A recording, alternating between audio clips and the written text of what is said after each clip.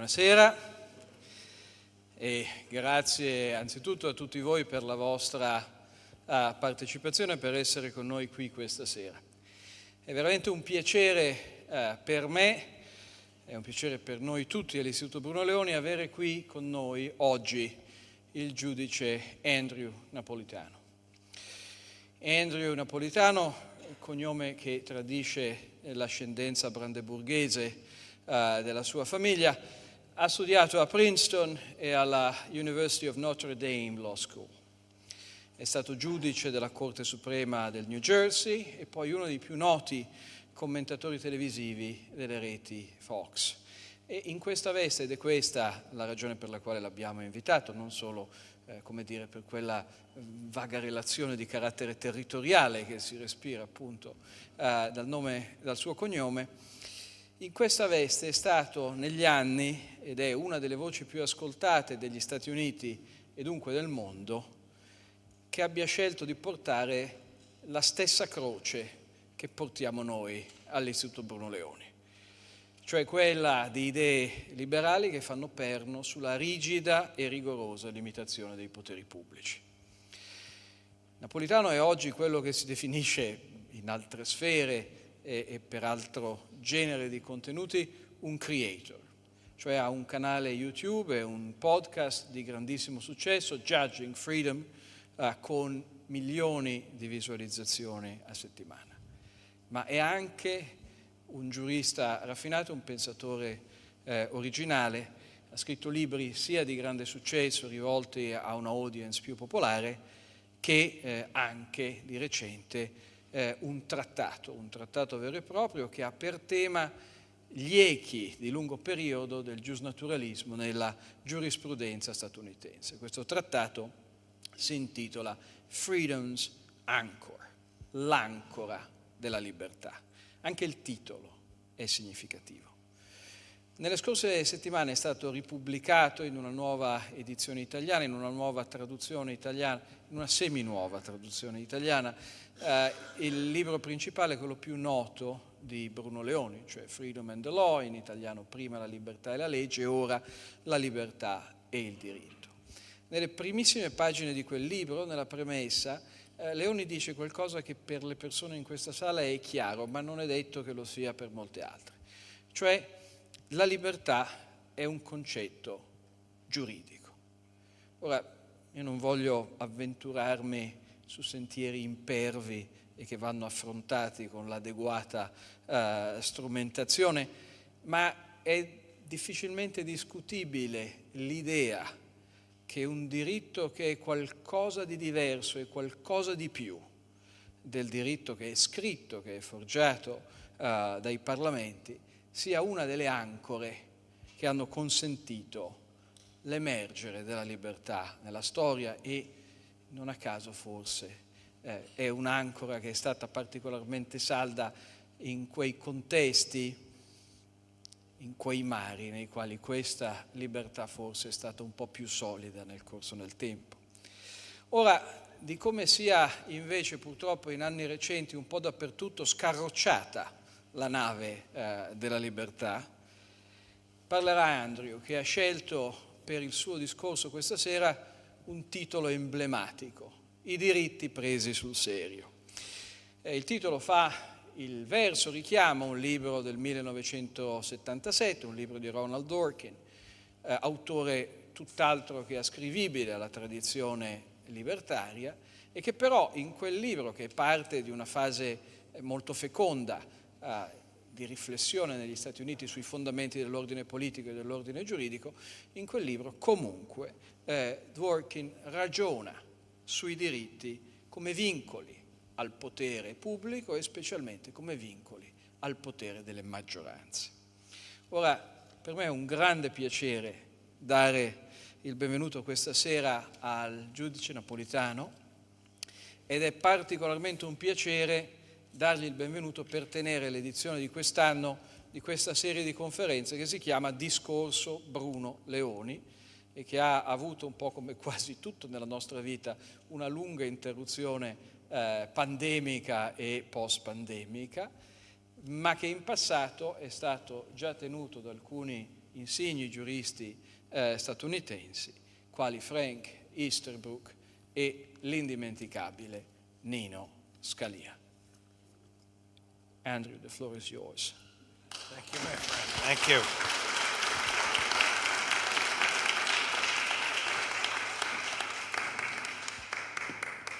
I would be lying if I told you I understood what he said. I recognized my name, and I recognized freedom a few times, and I recognized Scalia at the end. But thank you for that introduction. Whatever it is you said about me, how can you live up to an introduction when you couldn't understand it? Once I was giving some stand-up comedy in New York City, and as I walked into the theater, a lady stopped me on the street. She said, Judge Napolitano, I heard you were dead. Well, how do you answer that? I said, Madam, I'm sorry to disappoint you. I hope I don't disappoint you tonight, and I'm very happy to be here. I'm also happy for all of my friends at Judging Freedom that are watching this live streamed on that YouTube channel that I'm fortunate enough and happy enough to operate. I'm deeply grateful for Professor Mangiardi. I'm grateful for Professor Dan Klein of the Scalia Law School of George Mason University, who introduced Professor Mangiardi and me. I'm grateful to be in the presence of the great Professor Luigi Marco Bassani. Don't let that Italian name fool you. He's from Chicago. He's as American as apple pie. But a brilliant Jeffersonian scholar whose works I was pleased to read and with which I can happily resonate. So the purpose of my talk tonight is to demonstrate to you the existence of natural human rights irrespective of the government and irrespective of the geography. I will argue that our rights come from our humanity, whether you believe that we are creatures of God the Father, as I do. I'm an old-fashioned pre-Vatican II Latin Mass attending Francis skeptic Roman Catholic, or whether you believe we are the highest rational beings on the planet who developed by natural selection. Either way, you can understand that by the exercise of human reason, we can discover what our rights are, and by the exercise of those rights and by reason, we can achieve the truth. We can discover the truth, in spite of the government, which often has its own version of the truth. In America, it doesn't matter which political party controls the government. Its impulses to aggrandize power and to suppress liberty are the same. What is this liberty? Well, the world is filled with truisms, statements of fact that need not be proven. 2 + 2 = 4. The sun rises in the east and sets in the west. If this was an issue in a courtroom, you wouldn't have to bring in the mathematician to prove that 2 + 2 = 4, or an astronomer to demonstrate that the sun rises in the east and sets in the west, because we all know these things. They are not true because we believe them. They are true essentially in themselves. Well, if there is a truth essential to itself outside of our beliefs, there is a law that dictates these truths outside of our beliefs. Thomas Aquinas, St. Thomas Aquinas, called this the natural law. It is the order of things in nature, and from the natural law we can derive the concept of natural rights, hence the title of my lecture, Taking Rights Seriously. These examples of truisms are many, but the universal truth is that these truths are knowable by the exercise of reason. One of the dark lessons of history is that when a government wants to kill people, it first dehumanizes them, because it is necessary for the government to justify its killing by taking away their rights. Oh, they're not humans, they're slaves. They're subhumans. Oh, that's just a blob in the womb, that's not a person. if you can demonize the individual, or if you can take away the person's rights, at least in the public mind, it's easier to get rid of the person or the group to which the person belongs. That's essentially why natural rights are so important. A right is a claim, an indefeasible, inassailable, undefeatable claim against the whole world that you always have with you by virtue of your humanity. Your right to think as you wish, to say what you think, to travel as you wish, to read what you want, to publish what you say, to associate with whomever you choose. These are natural rights that come from our humanity. They don't come from the government. The great proponent of natural rights in American history, of which Professor Bassani is one of the foremost students in the world, is Thomas Jefferson, who articulated this in the Declaration of Independence. If you'll put up slide number 1, please. The opening lines of the Declaration of Independence should come up here in a second. Slide number 1. Here we go. Now, the opening lines were written intentionally in order to grab the attention of the listener. The listener were average folks, many of whom were not even literate, in town squares and in pubs in the 13 colonies in America in 1776. When in the course of human events it becomes necessary for one people to dissolve the political bands which have connected them with another, and to assume among the powers of the earth the separate and equal station to which, read this with me silently, the laws of nature and of nature's God entitle them. Jefferson did not appeal to the British Parliament. He did not appeal to the British king. He did not appeal to the British tradition. He didn't even appeal to his own previous writings about the rights of man. He appealed to nature and nature's God. And in the second paragraph, the most famous of them, we hold these truths to be self-evident, a truism, that all men are created equal and that they are endowed by their creator. In the original, the letter C in creator is in the uppercase, it's capitalized, with certain unalienable rights, inseparable from humanity. And among these is life, liberty, and the pursuit of happiness. This is the sheet anchor of American liberty.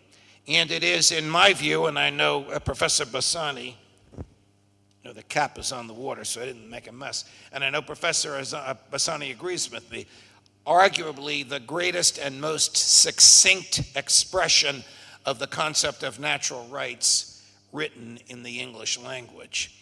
It's very important to know that this was adopted unanimously by the Congress, such as it was at the time, the Continental Congress meeting in Philadelphia. It's also important to know that though Jefferson wrote the original draft of this, his ego was bruised because there was a committee of 5 that revised it, and then the Continental Congress got in a room and they closed the shades or the shutters on the window, and they locked the doors, and they revised it in a group, and they had arguments and they shouted to each other, what about this, what about that? And Jefferson's ears were just singed as this was going on. But the essence of the work is his. And we know from Professor Pauline Maier, who's the leading scholar on this, even though she profoundly misunderstood Jefferson, what she called him overrated.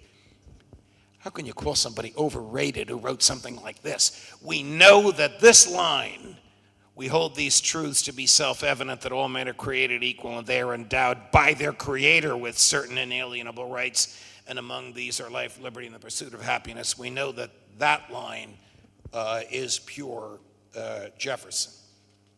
If this is true,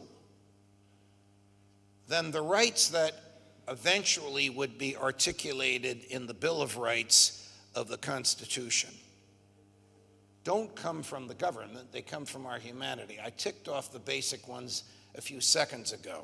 Your right to live, your right to think as you wish, to say what you think, to publish what you say, your right to ingest any information that you choose from whatever source you choose. And the government can't make those sources, TikTok, illegal.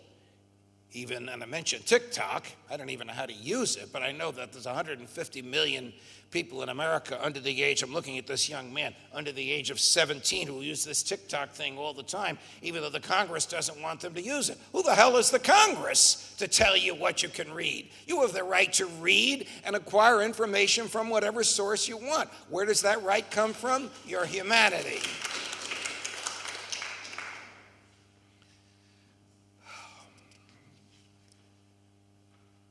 Somebody asked me the other day what I thought of taxation. Well, here's what I think of taxation. You're at home one night and there's a knock on the door.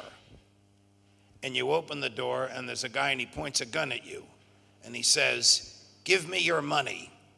I plan to give it away in your name."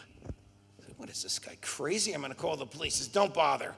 We are the police. We came to collect the taxes." Taxation is theft, unless you consent to giving the money, in which case just give the government all the money you want. But we have a government, at least in America, and I know you do in Italy as well, where the government takes what it wants, takes from the haves, and gives to the have-nots. And then when it gives this money away, it has the temerity to call it a right. Well, if rights come from our humanity, and if our humanity comes from the Creator, how can the government create a right? It can't. The government creates privileges on which people rely, but it can't create rights because they come from our humanity. But the government, which always wants to confuse rights and privileges, claims that what it gives away as privileges truly are rights. Can the government exist in the absence of consent?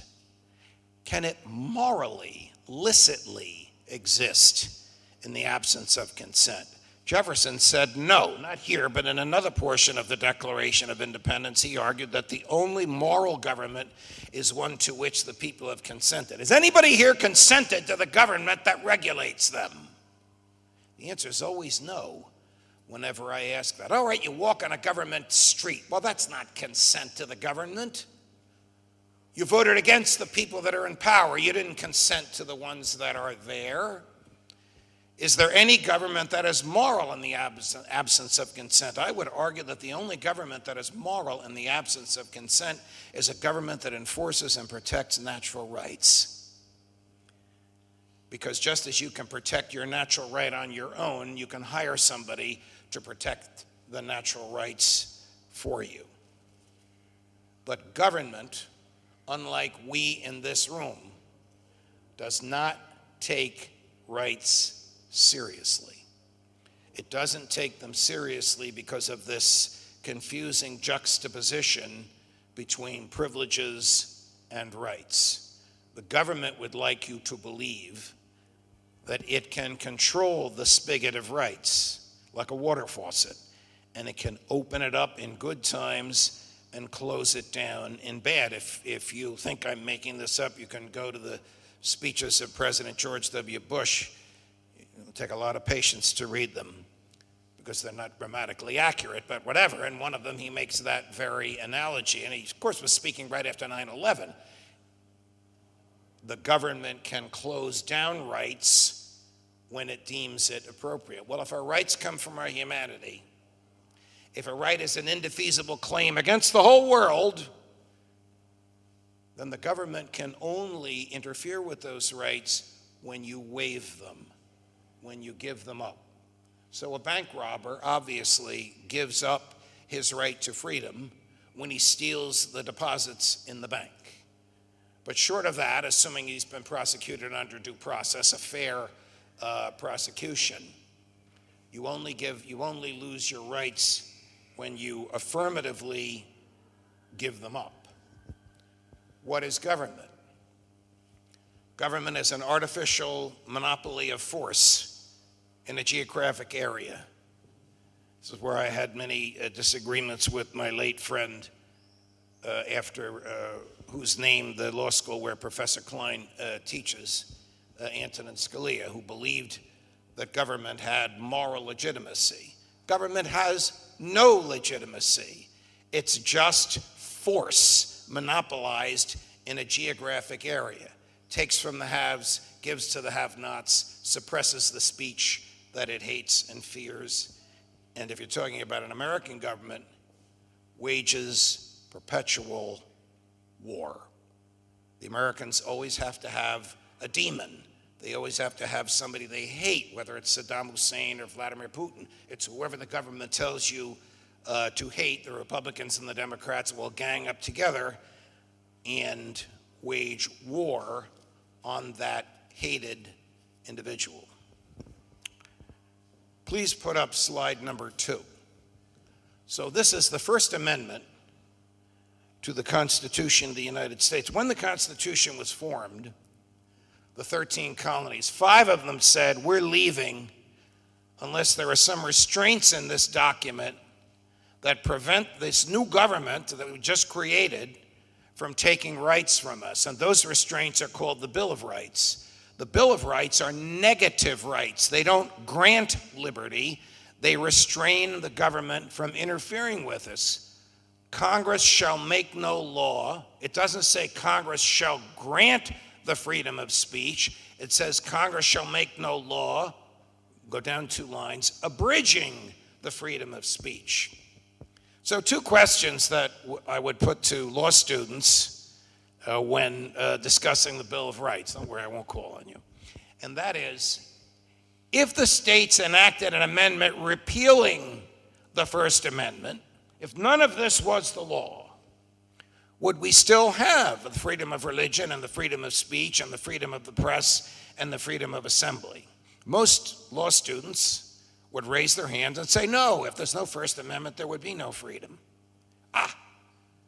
But if freedom comes from our humanity, if freedom comes from within us, then we have these rights, whether they are enumerated in the Constitution or not. The purpose of the enumeration is to make certain that people that do what I used to do, judges, are compelled to enforce these rights. Second question I would ask, this is a trick question.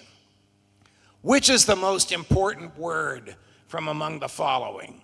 Congress shall make no law, go down 2 lines, abridging the freedom of speech. The most important word is the word the in front of freedom. They argued over whether or not that should be in there. And Madison, James Madison, Jefferson's neighbor, the 3rd president of the United States, the scrivener at the Constitutional Convention, and the drafter of the Bill of Rights, argued that the word the is absolutely vital to be in there, because if we call it the freedom of speech, we know it pre-existed the government.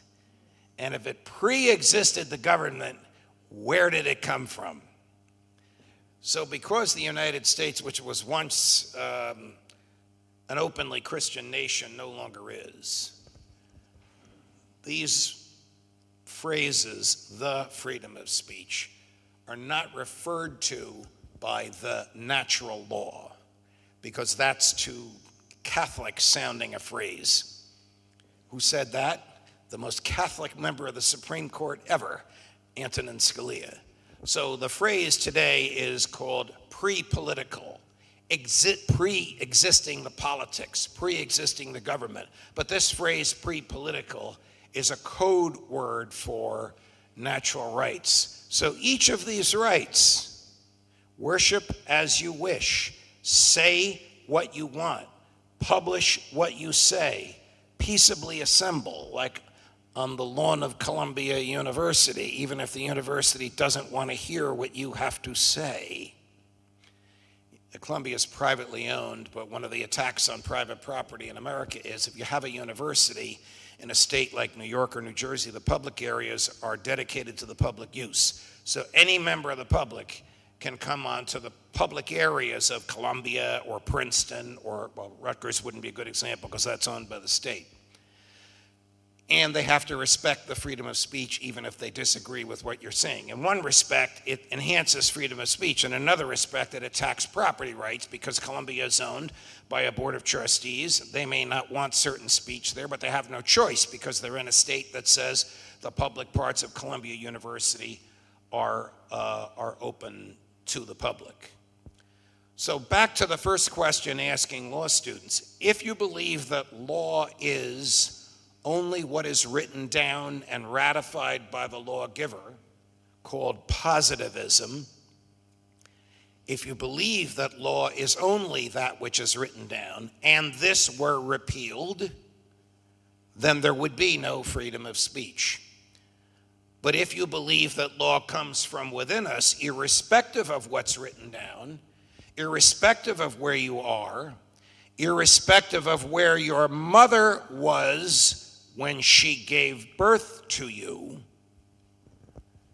then these rights are human, individual, and universal. The third slide, please. This was Madison's favorite, the Ninth Amendment, because they debated loud and long. And there's a famous debate that Madison had with Alexander Hamilton. If you're a small government person, like everybody in this room, and you know American history, like most of you in this room, you hate Alexander Hamilton. He is the father, the author, the creator of big government, the predecessor to the Federal Reserve. You hate Alexander Hamilton, but he has this argument with James Madison. How can we possibly list all the rights that the government can't interfere with? You name 10, I'll name another 10. You name another 10, I'll name another 10. This is what Madison came up with. This is the most important line in the Bill of Rights. The enumeration in the Constitution of certain rights, speech, press, assembly, shall not be construed to deny or disparage others retained by the people. What are those others retained by the people? Your natural rights. Jimmy Madison, as they called him, was 4'8". Now, I'm kind of short myself, but I hope that when I go to heaven, if I go, I get to stand next to little Jimmy, because I'll look like Shaquille O'Neal, one of these professional basketball players, next to little Jimmy. And he was no saint. I mean, at the end of his second term, what did he sign into office? The Second National Bank of the United States. And what did that become? The dreaded, hated monster today called the Federal Reserve. They browbeat him to death, and he finally gave in. In fact, when the First National Bank of the United States was proposed, little Jimmy was a congressman. And he gave a speech on the floor of the House of Representatives about why it's unconstitutional. The man who wrote the Constitution, 3 years later, is telling you why the First National Bank of the United States is unconstitutional. This is the most famous speech in American history given on the floor of Congress, and it's called the Bank Speech. In those days, these things weren't taken down verbatim, but in phrases and in summary form by the stenographers writing very quickly. But if you want to read what the Constitution truly meant by the guy who wrote the Constitution, it's little Jimmy in the Bank Speech.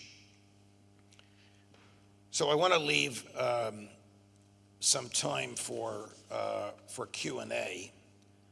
Where does all of this leave us? Well, we know that the government doesn't take rights seriously because it confiscates property from us, whether by taxation or regulation. We know the government doesn't take rights seriously because it intentionally confuses privileges with rights. Because if it can call a privilege a right, and if it can turn off that privilege, then it can turn off the other rights that come from within us. Everybody that works for the government in America, whether you're a janitor in a school board, or whether you're the president of the United States, whether you're the governor of New Jersey, or whether you're in the United States military, takes the same oath to preserve, protect, and defend the Constitution of the United States, which includes the First Amendment, which includes the Ninth Amendment, which requires that everybody, including members of the judiciary, respect these rights. Unfortunately, in America, the book to which Professor Mangardi referred. I mean, it's a doorstop. It's 500 pages long. It's got 2,000 footnotes. The footnotes are the universe, if I may say so myself, the universe of everything written in English on natural rights, going back to Aristotle. Obviously, he wrote in Greek, but translated into English. And my team and I examined every American Supreme Court opinion that expressly accepted or expressly rejected or impliedly rejected the concept of natural rights. It's a very slow, sad story because it starts out with natural rights triumphant and with the Supreme Court of the United States restraining the Congress and restraining the states because they were interfering with natural rights, whether they were expressive rights, speech, whether they were commercial rights, your right to engage in commercial intercourse. With the passage of time, with the continuation of war, with the advance of science, with the increase in taxes, with the increase of the size of the government, with the government putting its nose in everybody's business, with positivism, whatever is written down becoming law triumphant, the natural law waned down to the point where it exists in very, very few areas in American law today. In all my years on the bench, I think only twice, because they knew how I felt about this, did a lawyer make a natural law argument to you. These are just unheard of in American law today. Maybe it'll be triumphant again one day.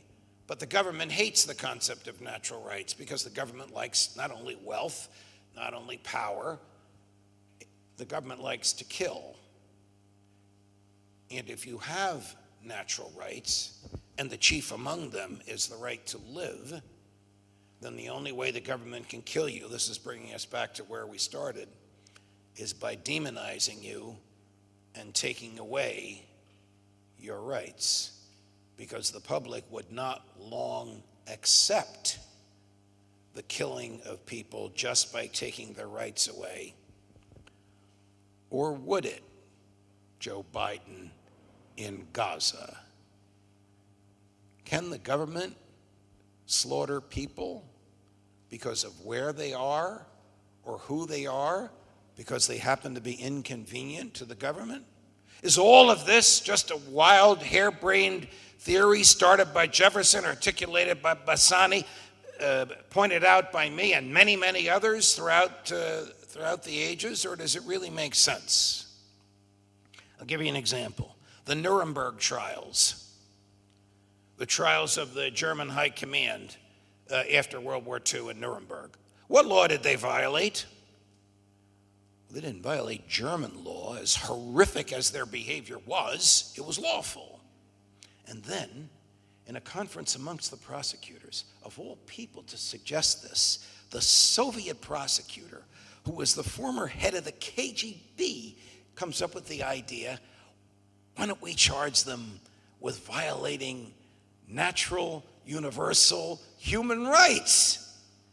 And the American prosecutor, Robert Jackson, who had been FDR's attorney general and then was on the Supreme Court of the United States and took a leave of absence from the Supreme Court to become America's chief prosecutor. By the way, here's a fun fact for you. The last member of the United States Supreme Court who did not graduate from law school. Attorney General of the United States, Supreme Court Justice, Chief Prosecutor at Nuremberg, back to the Supreme Court. Jackson says, that's a great idea. And he and his Russian colleague and the British fellow and the French fellow wrote up the indictment and charged the German soldiers, the German officers, with violating something called the natural law. How is it that we all know right from wrong? So Bram Stoker, who wrote Dracula, poor guy, he died penniless. After he died, you know how many copies of Dracula sold? 250 million. It's the largest best-selling book after the Bible in the English language. Bram Stoker is walking through a park in London in 1872, and he sees three nuns taking about a dozen orphans on a walk through the park. They pass a dog attacking a one-winged, this is a famous story he recounts. They pass a dog attacking a one-winged bird. Bird's got one wing, helpless in front of the dog. One of the orphans runs from the nuns to chase the dog and save the bird. The nuns don't think anything of it. Stoker analyzed this over and over again. Whence came the impulse in this homeless 7-year-old boy to save the bird? Do we all have a concept of right and wrong within us? Do we all have the ability to exercise our human reason unimpeded by the government and learn and know what is right and wrong? I would argue the answers to those questions is yes. These are not easy times in which we live. These are difficult times.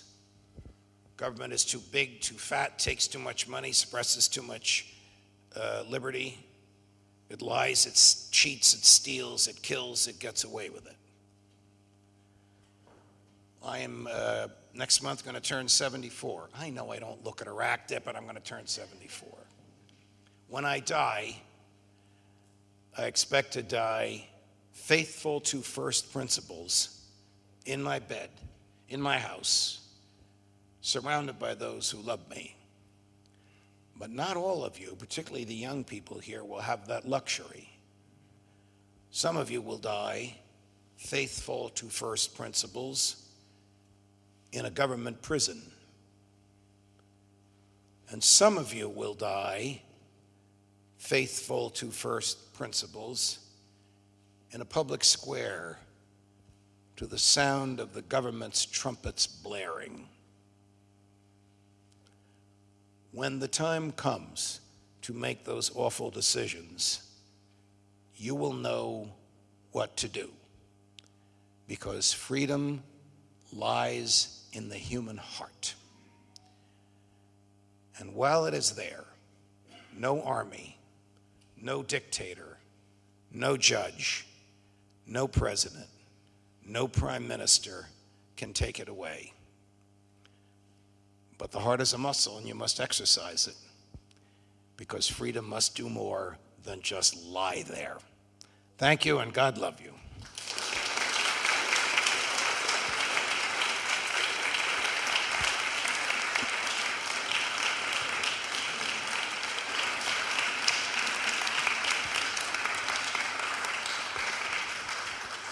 Thank you very much. In English, please, Professore. In English, so we have some time. For those of us uneducated. We do have some time to entertain some questions in English. In the case you may have problems in articulating your question in English, we'll be happy to translate it for you. Stefano, prego. Aspetta che devo fare il valletto. Judge Napolitano, thank you for being here. One question. What do you think about lockdowns and vaccine mandates? I'm sorry, I couldn't hear you. What do you think about vaccine mandates and lockdowns? Oh, you can imagine what I think about vaccine mandates. They are the tools of tyrants. I mean, you own your own body. The government doesn't own it, and you have the right to travel whether the government says so or not. So I would profoundly and without exception condemn them. That's an easy question.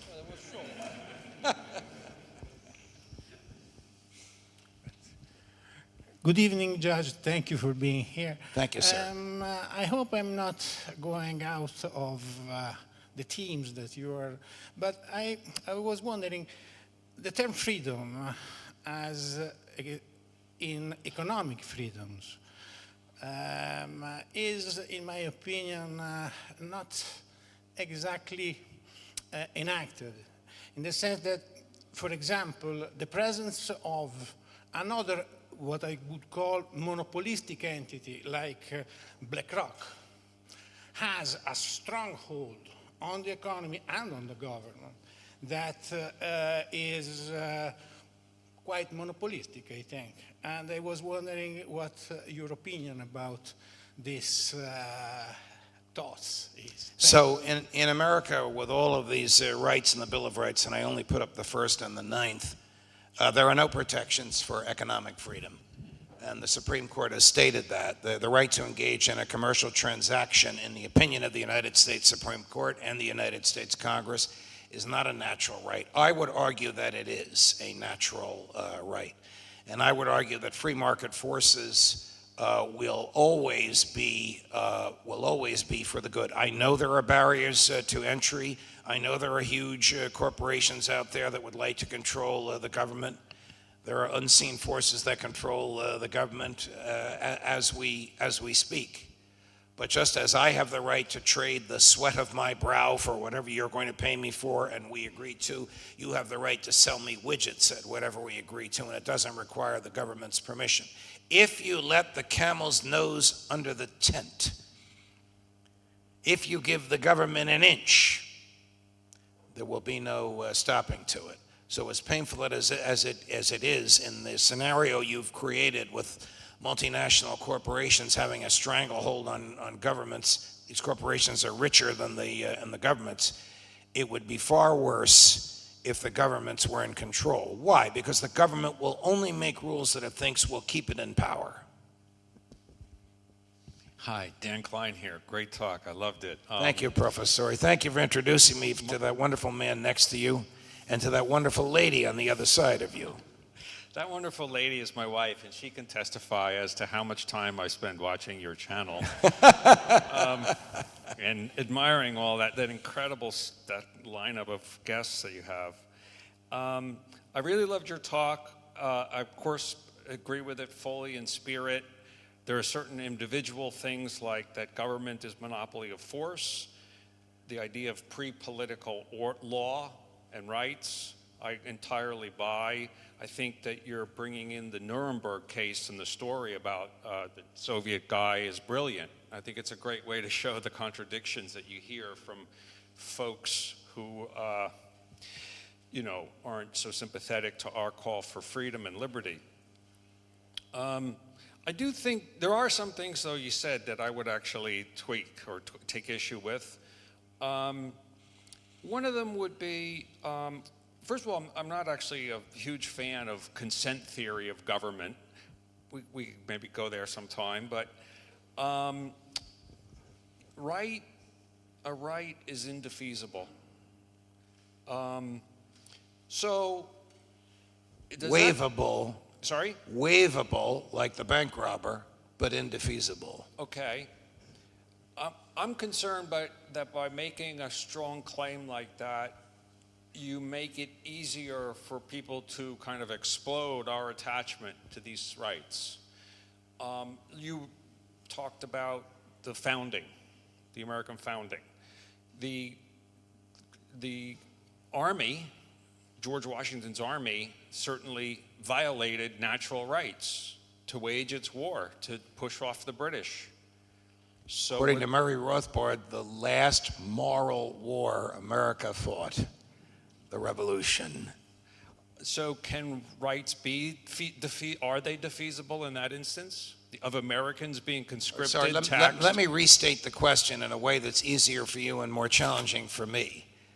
Was it a just war? Was it just for the Congress to, remember, there were no individual taxes, so the Congress assessed the colonies, and the colonies had their own ways of raising taxation. Was it just to use the involuntary taxes to wage that war?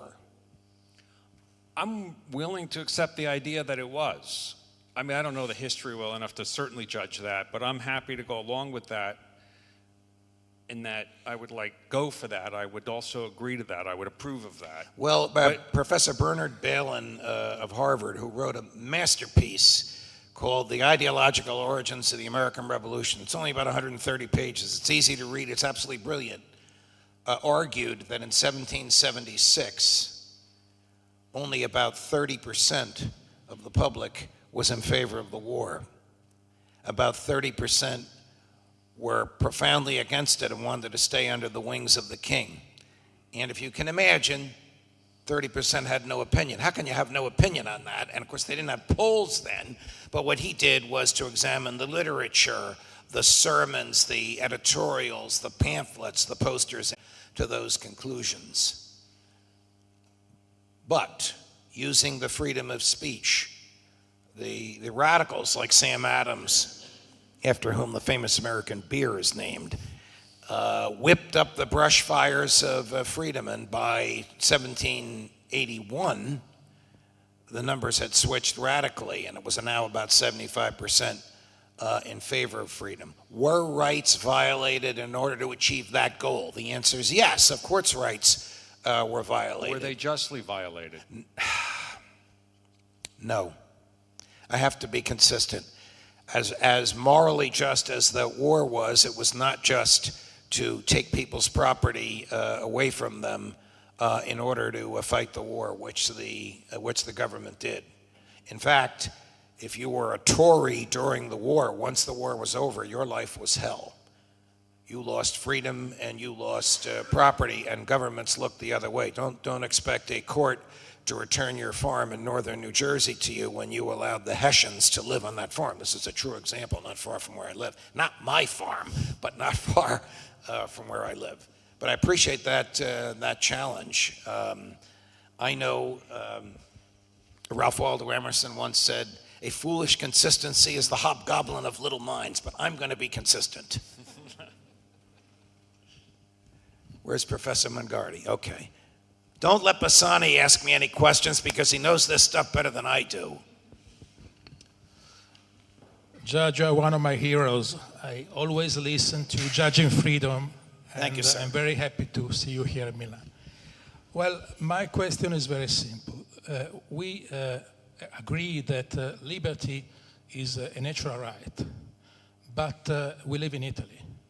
And Italy, in the past 4 years, has appeared as it is, a colony of the United States. Our foreign policy is dictated by the Straussians in the Department of State. What do you think about that? Well, in America, foreign policy is dictated by what we call the military-industrial complex, the people that make the instruments of war. An example of that is this most recent debate.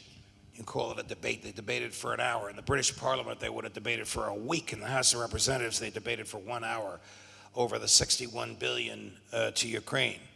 $40 billion of that stays right in the U.S. to reimburse the military-industrial complex to make more instruments of war.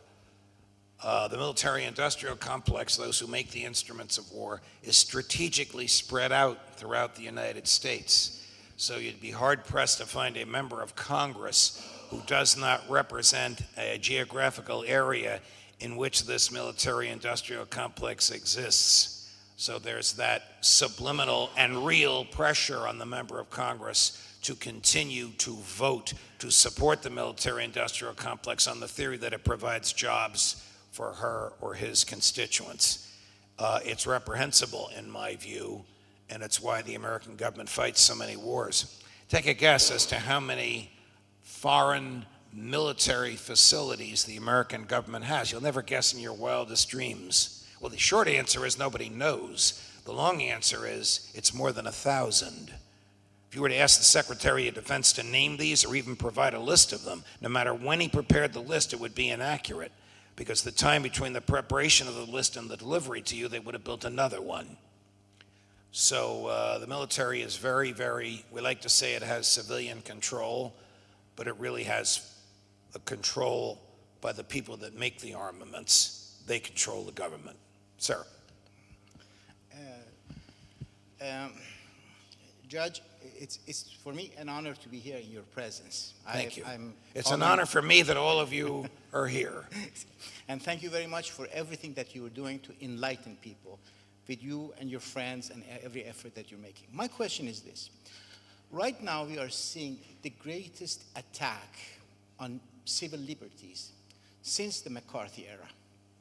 And basically the Congress in the United States, the Senate, with the threats that they are making towards International Criminal Court, the way they treat students, calling them terrorists, by organizations like ACLU, by the Bar Association, to protect and help we U.S. citizens against this assault on our rights? I think you will soon see that nearly everyone arrested on the college campuses in America will have the charges against them dismissed, because most judges understand that all they were doing was exercising freedom of speech, and the violence didn't come until the police arrived. At the University of Texas, which is owned by the state of Texas, so it's government land, there's no dispute but that it's a place for free speech. The president didn't ask for any help, the president of the university. The governor of Texas sent in 100 state troopers on horseback, Texas, on horseback in order to rough up the students. That's when the violence came, and they arrested these kids. For what? For standing in the way of the horses, for expressing opinions that the government didn't want to hear.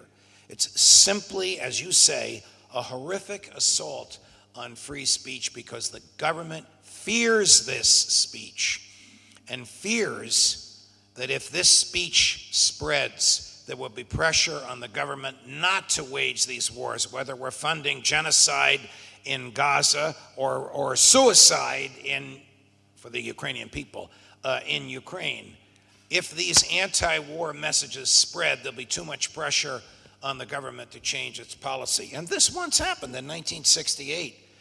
We had a crazy president who thought he could fight a war in North Vietnam, and the student demonstrations, Lyndon Johnson, chased him from office. He had the right to run for another term, and he decided not to, and eventually caused Nixon to pull the United States out of Vietnam. Not before millions were killed, 500,000 American boys rotated through, 52,000 came home in body bags. For what? For one man's war, because he thought he could become another FDR and get reelected by leading the country in wartime, this Lyndon Johnson. So that's why freedom of speech is so important, because it exposes the government. There's a case I'll tell you about. You can sit down, sir, called Terminiello versus Chicago. Father Arthur Terminiello, a Roman Catholic priest, gave a speech in 1946 attacking President Harry Truman. He said that the use of the atomic bomb was a war crime. I happen to agree with him. I wasn't around in 1946. And he said it in such an incendiary way, I hope this doesn't happen tonight, that the audience stormed the stage, chased the priest out of the building, and trashed the building. What did the police do? Arrested the priest. All he did was speak. The crowd destroyed the building. They arrested the priest. Convicted of inciting a mob in a Chicago city court. Upheld in an Illinois appellate court. Upheld in the Illinois Supreme Court. Reversed in the United States Supreme Court, which said, freedom of speech is so integral to human happiness, life, liberty, and the pursuit of happiness, so essential for transparency and democracy, shaking your fist in the tyrant's face and challenging the government, it will tolerate violence. And the conviction of Father Terminiello was reversed. Another case is called Brandenburg versus Ohio. This guy was really nuts. He was a Ku Klux Klan leader who spoke at a rally and said, let's take back the government from the blacks and the Jews. Let's get rid of them. Prosecuted for incendiary speech. They called it criminal hooliganism.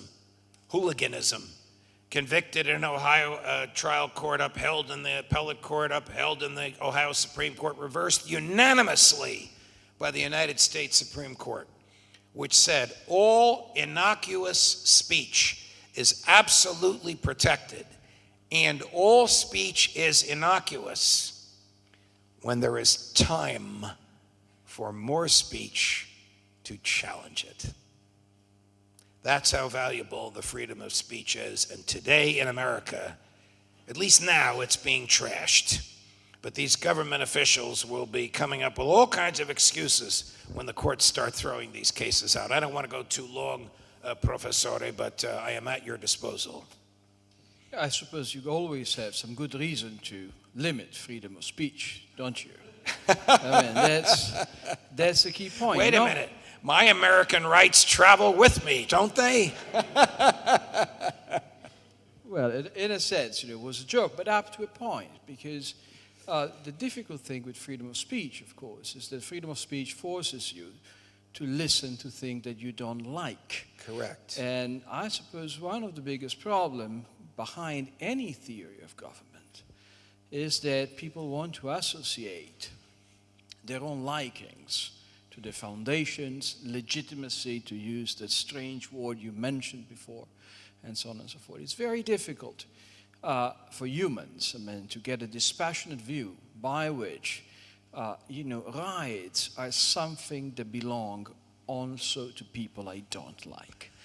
So I think, if we stay in the arena of public opinion, and before entering the juridical playground, how can we convince people to be a little bit more tolerant of views of people This is a question not for an aging judge, but for a young psychologist. How do we convince I suppose people? that's part of the job, isn't it? Yes, but I will ask you this.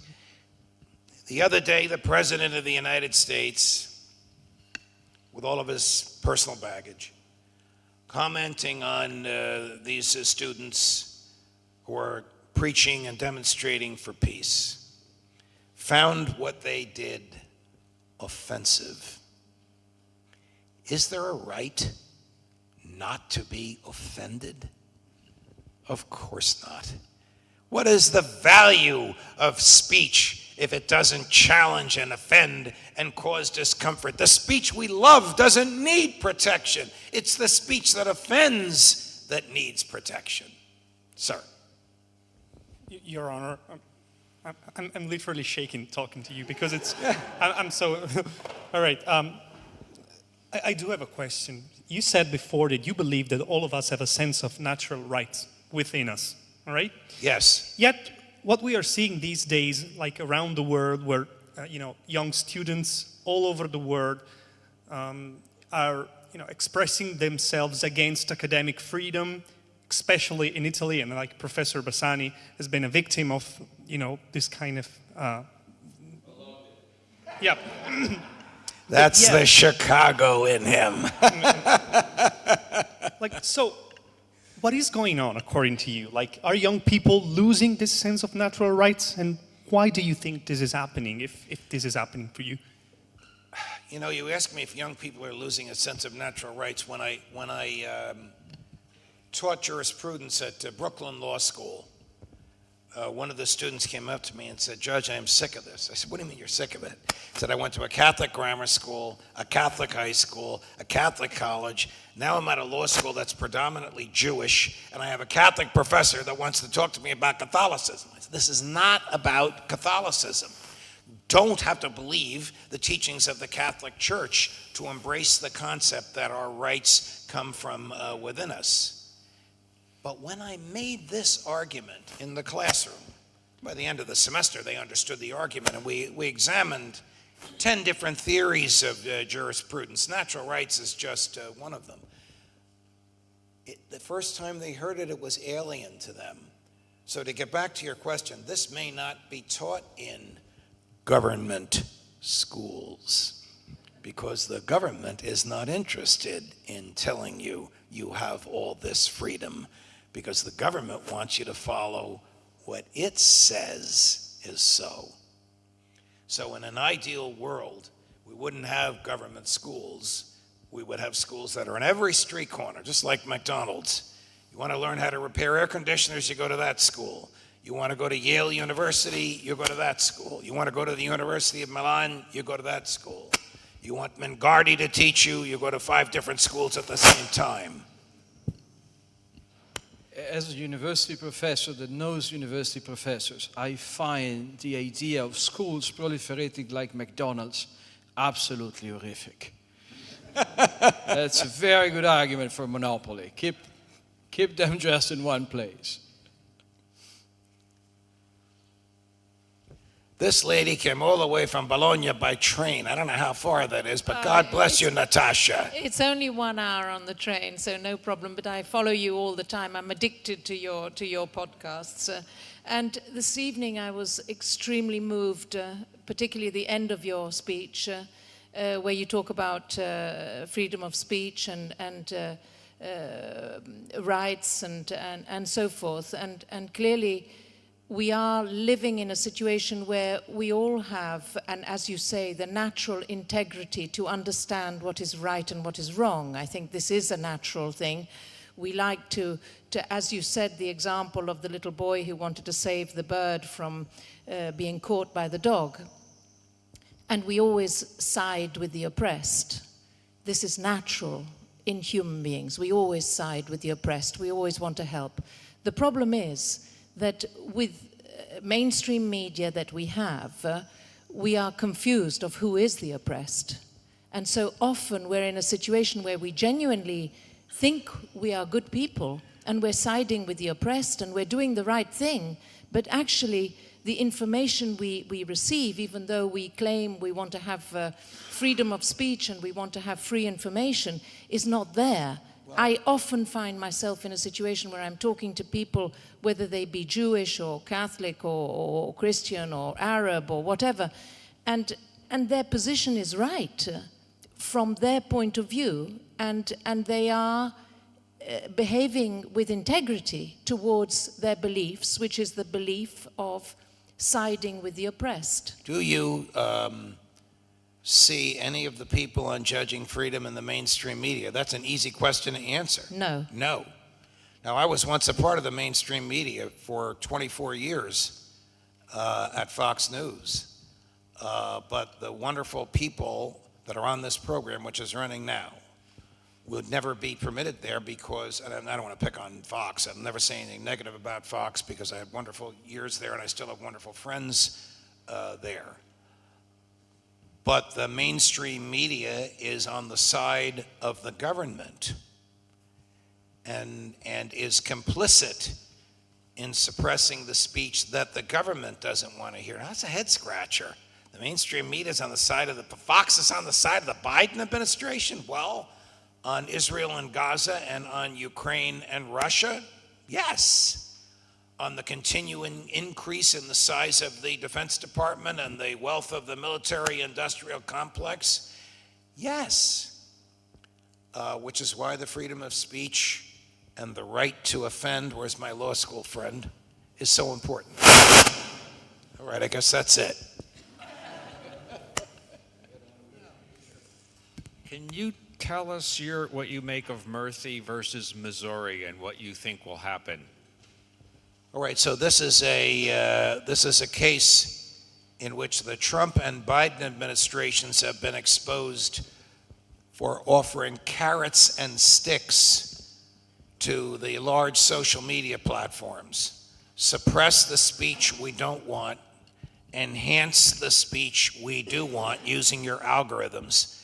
If you go along with what we want, we'll make life easy for you. If you don't go along with what we want, we will make life difficult for you. This was argued before the Supreme Court. I am not optimistic after hearing the oral argument. Sam Alito is my boyhood friend, and we're classmates at Princeton. In fact, I introduced him to the now Mrs. Alito 52 years ago.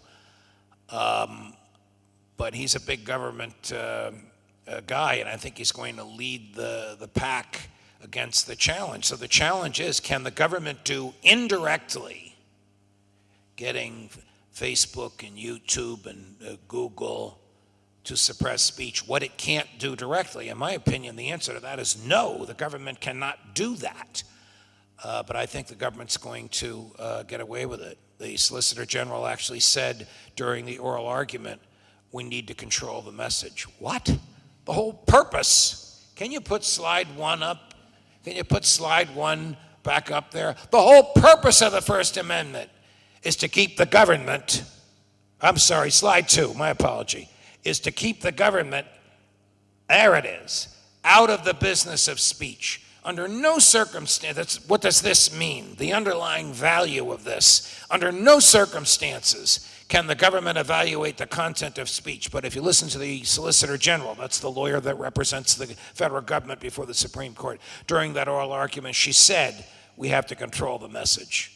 The government has no business attempting to control the message. The free market in ideas, according to that, must be unbridled and without limit, and the government must stay the hell out. I think we'll call it on that. Thank you. God love you. Thank you for coming.